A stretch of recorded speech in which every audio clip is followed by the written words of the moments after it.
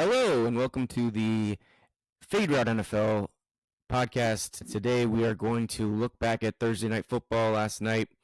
A great game there. Berlin game on Sunday, 1 p.m. slate, the 4 p.m. slate, and Sunday Night Football. Monday Night Football, crouton, sink or swim, 3 for the money, a random fact. But before I do anything else, we have a celebrity on the podcast this week. We have time for one more call. How about let's go to Doug. My man Doug. Doug in Florida wants to talk about the Niners coming off a win against the New York Giants. Hey Doug, light me up, baby. Let's go.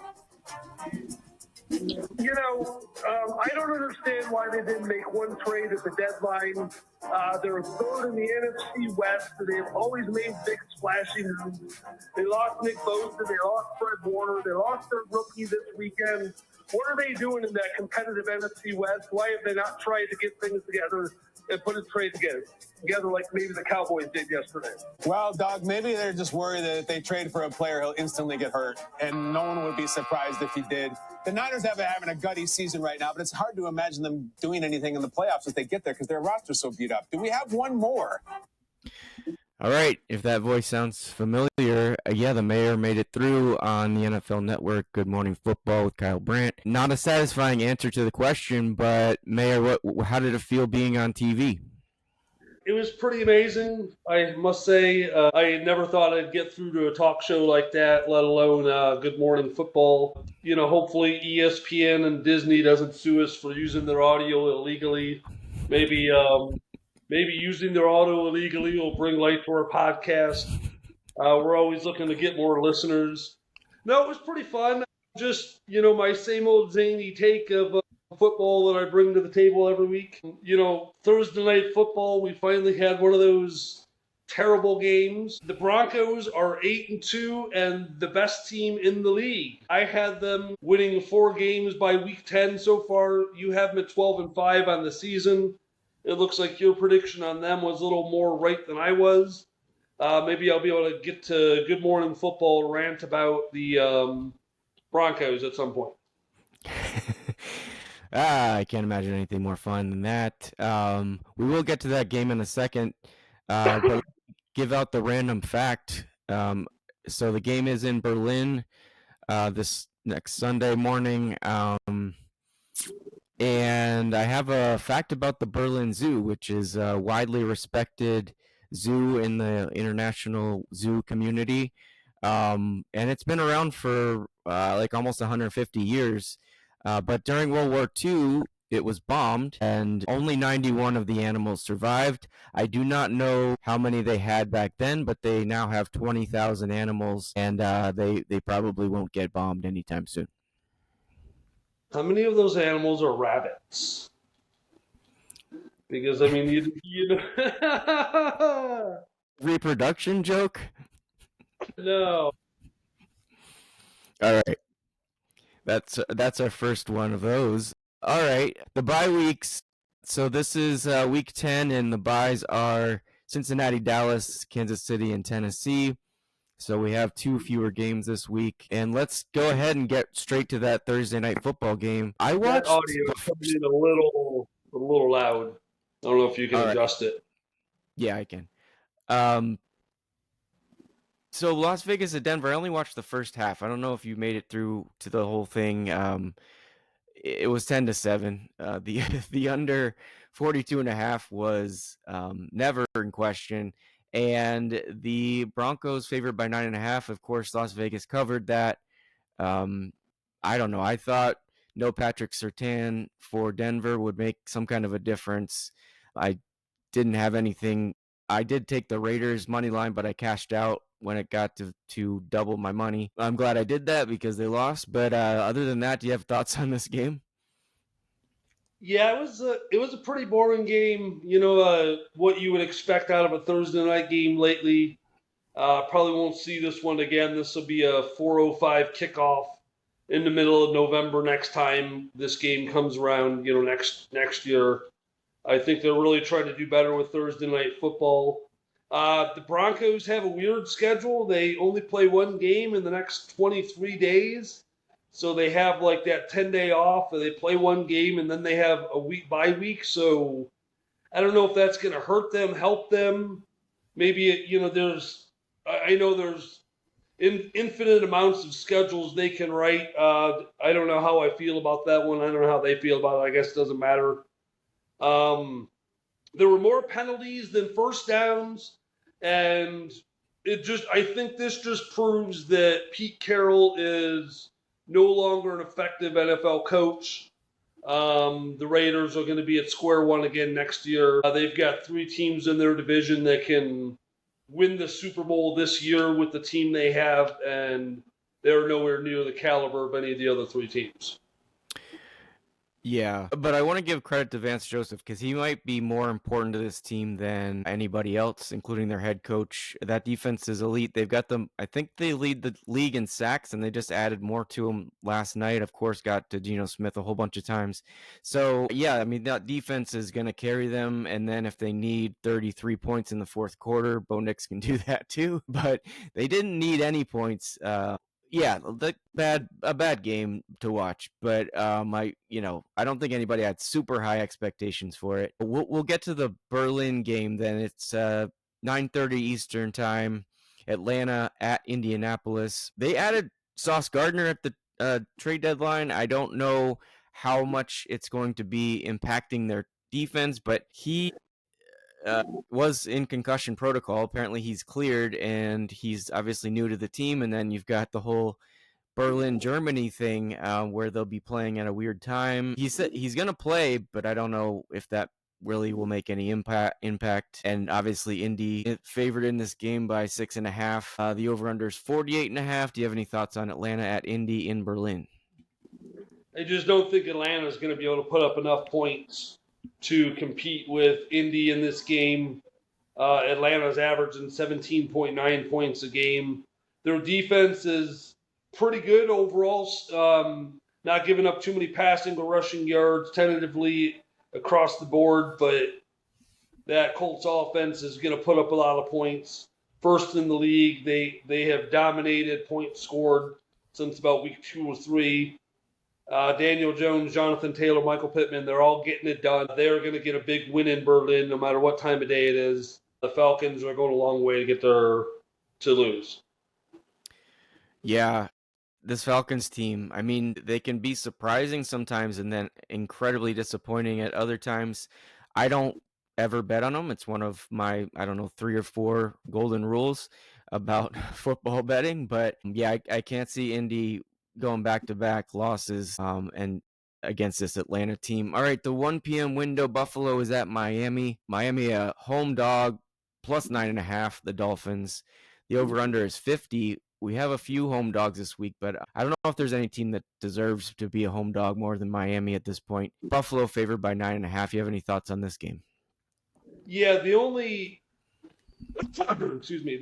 favor home field advantage Miami ever has over Buffalo is if the game is in August or September and it's 95 degrees. But Florida's been hit with a cold front this week. We're at a high of 80. So for Buffalo, it's going to be perfect football weather. And that 9, you said 9 points, is it? That's 9.5. That's quite a bit. 9.5. Oh wow, I saw it at 9.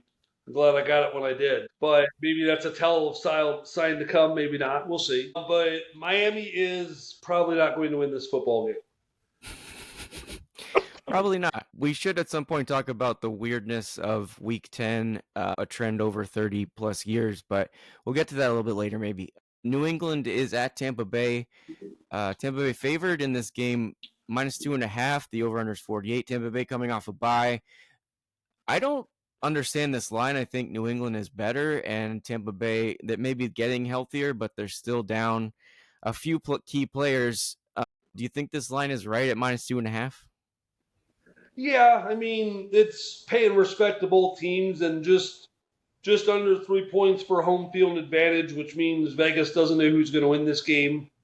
That's what that tells me, and they're shooting right for the middle of the 48 is a pretty good over-under number to where, it's going to take some guy that really thinks he's smart to try to beat either one of those lines. But it wouldn't surprise me if either team wins by 2 touchdowns just due to turnover at the wrong time or score, just last minute shenanigans. I don't know. We'll see. Yeah, it could be a really good game to watch. Baltimore at Minnesota. Minnesota giving taking 4.5 at home. The over-under is 49.5. They are another home dog this week. Baltimore, their odds for winning the Super Bowl have gone down, but they're still, I think, maybe top 8 or top 10.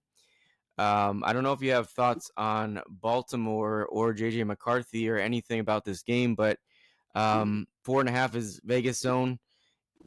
I don't know. Again, Vegas might have some weird thoughts on this game, but if you think it's going to be a field goal, then jump on this one. But what do you think?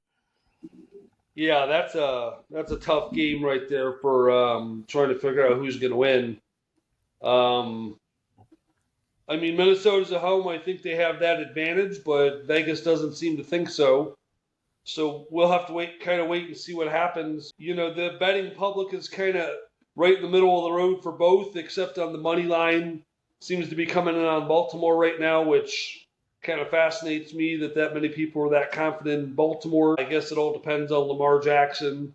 Is he back? Is that offense ready to start scoring points again? They were one of the few teams that were 1-5 a few weeks ago that we said, oh wait, yeah, they're not out yet. Let's wait and see what happens. But they're pretty much on that fence now to where if they lose 1 or 2 games the rest of the season, they're going to be fighting for their life every week. That might get them through this week, might get them through the next couple of weeks, but eventually I think it's going to catch up to them. This is going to be another good game to watch. Agreed. Cleveland at the New York Jets. Speaking of games that are going to be good to watch, the Jets had a kind of a fire sale. They must be looking to get the number 1 overall pick if they can. They're +2 at home against this Cleveland team that doesn't score very much. The over-under is 37.5, so we got another home dog at +2. I don't have a lot of thoughts on this game. I don't think I'll watch any of it unless there's something crazy that the Red Zone channel brings to me. You have any thoughts on Cleveland at the Jets? The one thing the Jets are doing well is running the ball, 143 yards a game, which is 3rd in the NFL. But the Browns are not doing anything well, and somehow they have won 2 victories. One was a gimme, but I don't see the Jets getting it done at home. They are, they traded away their 3 best players for draft picks for next year. They're pretty much selling tickets right now to fans that, let's pay attention to next season already. Hard to say who's going to win this game. If it comes across the red zone, I'm sure I'll catch a touchdown or 2. But that may be all we see out of this game. I wouldn't be surprised if it was a 10-7 like Thursday night. Yeah, probably unwatchable. The Giants are at the Bears. The line I saw was -4 at home. The over-under is 46.5. The Bears with the miraculous win last week against Cincinnati. The Giants down a few key players now. We talked about this last week, but their best wide receiver is out. Their running back is out. They got a rookie quarterback. I mean, Chicago should be favored by more, if I'm being honest, but I guess it's just the variance in how Caleb Williams is still playing that gives them that just -4 Vegas zone number. You have any thoughts on the Giants at the Bears? Yeah, the Giants are getting it, or I'm sorry, the Bears are 5-3. They're getting it done. They've got a favorable schedule this season, so they're stacking wins, trying to line up for the back end of the season. Caleb Williams coming into his own, like you said, still doing pretty good with his interceptions. Not too many on the season, only 4. Bears are scoring a lot of points, rushing the ball really well and passing the ball pretty efficiently. I look for them to win this game at home, and that'll pretty much knock out the Giants from anything of any sort of contention for the rest of the season.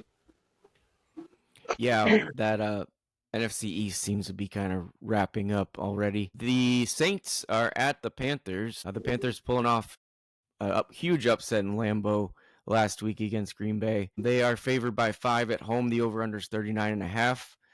Kind of another unwatchable game, but I don't know if you have any thoughts on it. Not too many thoughts. New Orleans is also fighting for that first round pick at this point. They're not going to win too many games this season. Carolina knows they need to win to stay relevant behind Tampa. If they win, they're only one striking game away from playing them. They still get to play them this season. Panthers haven't been great, but they're doing they're winning football games so far. They're above 500. They're going to have to start passing the ball better. Only 187 yards a game passing. That's not going to get it done in the playoffs when you need to put together a drive quickly. Got a few things to work on, but Carolina's going to win this game. Wow, very confident. I mean, they do definitely look better than the Saints. Jacksonville is at Houston. Houston, another home dog, +1 at home, 37.5 is the over-under. I have some action on this game, so I'll get to that later, but no CJ Stroud. I don't think Nico Collins is playing, so it's Davis Mills, and if you can name another wide receiver on the Texans, I'd be surprised. So this Jacksonville team, you never know how they're going to play, but they were having some success at turning the ball over earlier in the season. So I do expect this to be a defensive matchup, but I expect some scoring out of the special teams and defenses. What do you think about Jacksonville at Houston? This is, it's getting the nitty gritty for Houston Texans. They need to win. They need to win now. This game against Jacksonville is going to be pretty big in more ways than one. Houston's defense is really good, so they're going to give them a chance. Jacksonville is 5-3. They've done pretty well in the season, but being favored by 1.5 away means Vegas doesn't really know who's going to win this game whatsoever. It's a total stay away for betting, but I think Jacksonville will get it done at the end of the day. All right. 4 p.m. window. Arizona is at Seattle. Seattle favored by 6.5 at home. Obviously, this Arizona team, frisky, upsetting, on Monday night, but the over-under is 45.5, so nothing really special there. Do you think that Seattle deserves to be favored by 7 at home? Well, they're playing with their backup quarterback. Arizona is. Kyler Murray got moved to injured reserve this week, which is just a roster move. Ironically, Call of Duty comes out in 4 days, and he's got the next 3.5 weeks off. So, he's going to be pretty proficient at the game come middle of next week. Seattle, getting it done, winning football games. They're 6-2. Their defense is going to get it done at home. They're going to score some points. Seattle's probably got no threat of losing this game unless they give the game to Arizona. Yeah, I'd be surprised. What do you think about Kyler Murray to the Jets? It sounds like something the Jets would do. Yeah, exactly. All right, the next game is the LA Rams at your 49ers. Niners home dogs, +5 at home, 49.5 is the over-under. Since Kyle Brandt didn't answer your question, do you have any thoughts on what San Francisco should have or could have or should in the future do? A lot of defensive injuries, but they got injuries everywhere. Do you have any thoughts on what San Francisco should have done? Yeah, realistically, I don't think they were looking to invest future draft picks for the right here and now. What are you going to do? Find a defensive lineman that's going to be Bosa's backup next year when he's back, or Fred Warner's backup? No, there weren't any players that were on, short deals where we're basically renting you for the end of the season, worthy of giving up draft picks. So it makes sense.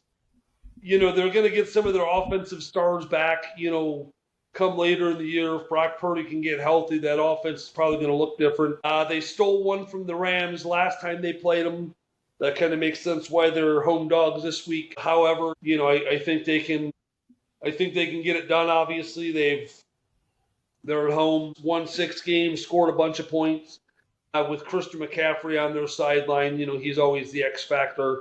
So look for the game. Hopefully 49ers get this one done. But where do the Rams rank for you in terms of like NFC championship potential?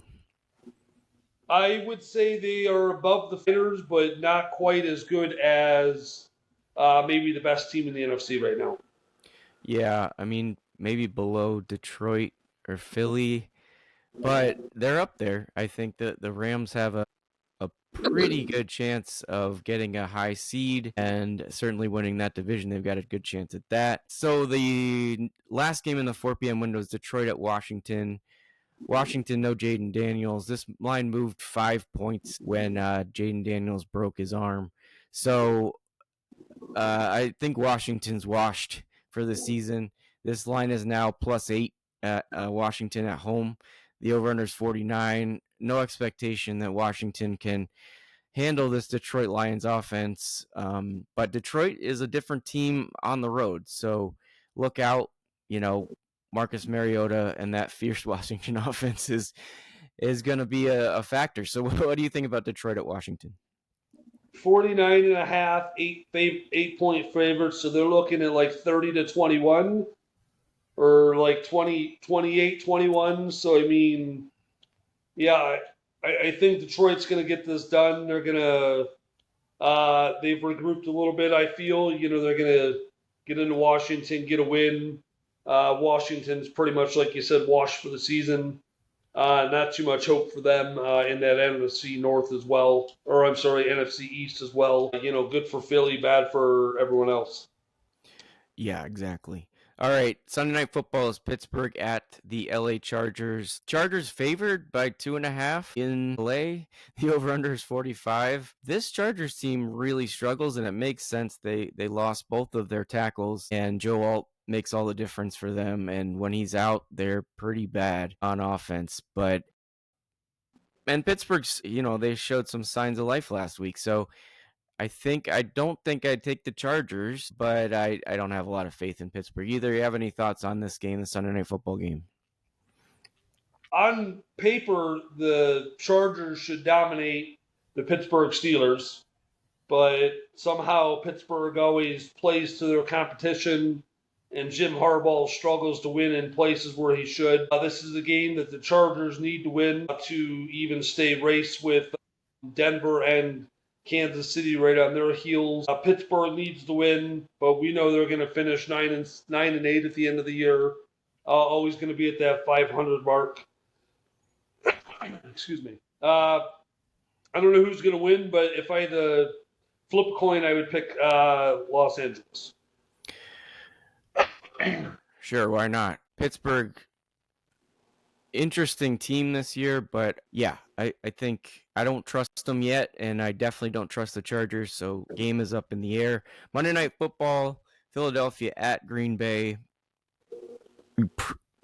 Hypothetically a good game if Green Bay shows up. I mean, it is in Green Bay, so they've got back-to-back games in Lambeau. There's no reason they shouldn't be prepared for this Eagles team, but I think this Eagles team is better, and the Packers lost Tucker Kraft, who was one of their better players this year. So I don't like Green Bay in this spot, but what do you think? Yeah, it seems like Green Bay's kind of outperformed their record so far, but they are 5-2-1. They couldn't even beat the Cowboys when they played them, so that isn't saying very well. So their defense is apt to give up a lot of points. I think this is going to be a high-scoring, fly-highing affair. I think I said that right. Going to be a great game to watch. Good Monday night game. I'm looking forward to it. Yeah, it should be a good game. All right, we get moved up. We can move on to croutons unless you have anything else on the games Sunday and Monday. No, I think we are ready to move on. All right, so croutons last week, I think we both went 1-1. Is that right? Yes. And so I'm at 1,000 still. So I'm not gonna put out a lot of croutons until I can build some up. And so I'm back to even. I'm going to actually touch that Houston-Jacksonville game. I think it's going to go over. I think that's the sharp bet here. It's only 37.5. I think, like I said, there's going to be some defense and special teams, either mistakes or good plays, whatever it comes down to. I think they're going to both probably get to 20 points. I'm taking that game, the over 37.5 for 50 croutons. Wow, that's interesting. I'm not with you on that completely. I'm going to stay away from anything Houston and Jacksonville for sure. With that being said, my first bet, New England's getting 2.5 coming into Tampa.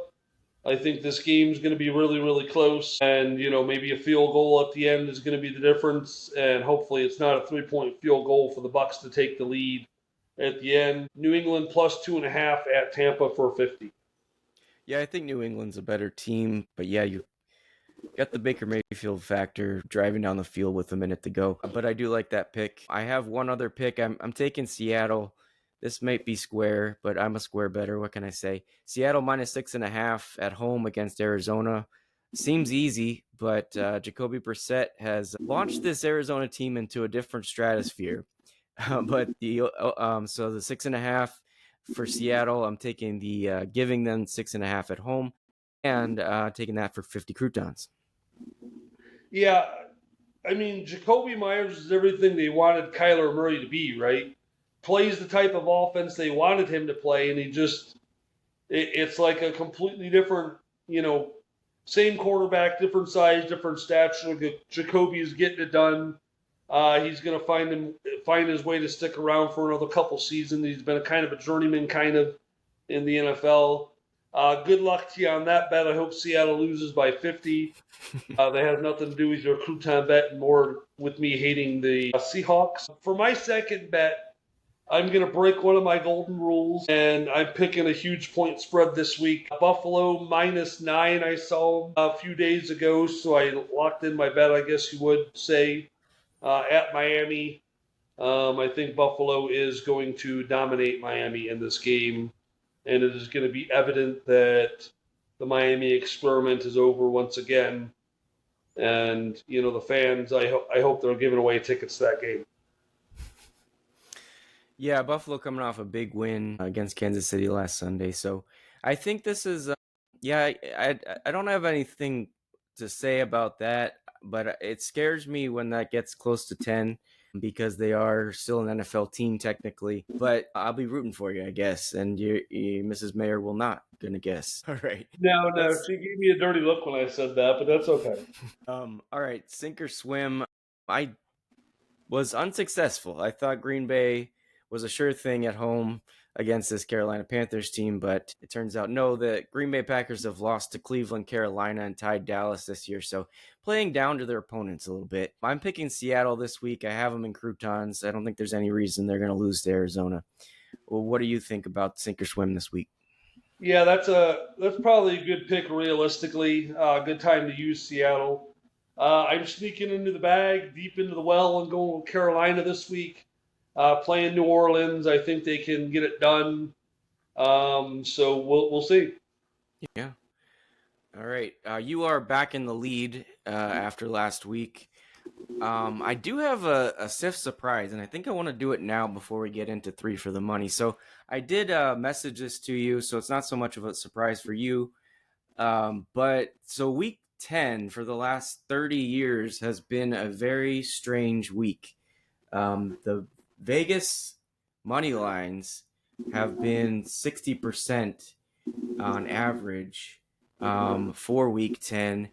And then week 11, they've been all the way up to 78%, something like that. So it's a wild swing for some reason. There's theories that it has to do with bye weeks and things like that, but it's clearly there's something going on. It's going to be a wild week if you're in a pick'em league. So just know that there's going to be some upsets here, probably more than likely.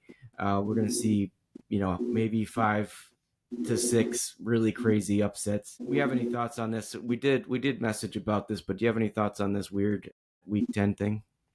Yeah, I do have a couple thoughts actually. Just last weekend, all of last week, basically the NFL was competing with the World Series. The World Series, ironically, only had one game that overlapped a day that had football. I can't help but think that's a coincidence either. But I think a lot of the betting public is done with baseball. Basketball season just started or is about to start. Hockey season just started, is about to start. So I think this is the NFL scheduling some not so great games this week because they were slinging some of their probably more high-profile matchups the week that they were competing against other sports. That's just a crackpot theory of mine when I put my sense into it, but I don't know. Yeah, well, we'll have to watch out if that trend manages to be something this week. Last thing I have is the 3 for the money pick. I'm going big this week. Failed last week. Had a fairly low number, but big odds this week. I'm taking Pittsburgh, San Francisco, and Philadelphia. I had the late window because the mayor took the early window because he had the higher odds last week. Pittsburgh, San Francisco, and Philadelphia. So it's plus 12.77. So it's $1 to win $13.77. So if nothing else, I might have the higher odds this week. But what are your teams? Yeah, your odds are definitely higher. I don't have mine written down. I think it was like plus 144. I'll have to double check my numbers on that. But I picked Indy, Buffalo, Carolina. I want to get on the board with 3 for the money. My third attempt at it. Hopefully I can strike on this one, build a little bit of a bank for future bets. One thing I did want to cover, every week I've been, excuse me, I'm sorry. Every week I have been betting ridiculous parlays and throwing like $2 at it for like a pick'em style league, and I'm picking 8 winners or 9 winners and haven't come close. But this week, in all the early games leading up to 4 o'clock, I picked an 8-team parlay, which would have paid $2, pays 33. And I thought, well, I said, that just doesn't make a lot of sense. Picking San Francisco at the 425 window changed the odds to plus 900. My thought process is if I strike all 8 at 4:15 p.m., I'm going to get an offer better than $33 to cash out as compared to the $90 they would pay out for San Francisco. I don't know if I found the glitch in the matrix. I'll let you know. But I might have something here. Yeah, I mean, it sounds strategic. I like 3 for the money because there's a lot of different strategies you can use. And this game will evolve over the course of this year, and we'll probably stick with it next year if it turns out to be as good as I think it is. I'm officially protesting a scratch or snip for the rest of the season, by the way. Yeah, I added another team this week, but I don't know. We'll add it up at some point, but I don't think anybody at home is paying attention to that. So not probably. I don't think we're going to pay any attention either. Do you have any other thoughts? This was a quick episode. Do you have any other thoughts before we go? Oh, wow, it sure was a quick episode. No, I think we're getting into the meat of the season. Going to be make or break for a lot of these teams. You know, they're already starting to. Those 5 and 6 loss teams are really at the point of no return. But it's probably too late for them already. All those teams are already on our scratch list. A couple potential playoff seeding matchups this week. So we'll see how that goes. You know, if the 49ers can get that win against the Rams, makes them 2-0 on the season, makes them 4-0 in the division. Green Bay and Philadelphia could come down to a first or second place seeding. A lot of big matchups. Indy's going to be in a few, so Los Angeles is in one themselves. So we'll have to wait and see. It's going to be a great weekend of football. Yeah, looking forward to it. So for the mayor and myself, thank you for listening, and we'll be back next week to talk about Week 11.